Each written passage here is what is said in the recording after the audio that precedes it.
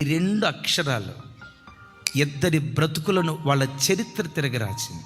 12 మంది అక్కడ కూర్చున్నారమ్మా. యేసయ్య అన్నారు, మీలో ఒకడు నన్ను అప్పగించబోతున్నాడు అన్నారు. యేసయ్యను అప్పగించబోయేది ఎవరు?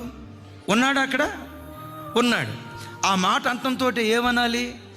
నేనే ప్రభువా, దారి తప్పినోడిని నేనేనయ్యా, 30 వెండి నాణాలకు బేరమాడిన వాడిని నేనేనయ్యా అని దేవుని పాదాల మీద పడి పశ్చాత్తాపడితే గనుక ఇస్కరియోతు యోధా స్థానమట వాస్తవంగా అపోస్తులైన పౌలు వారి స్థానమట.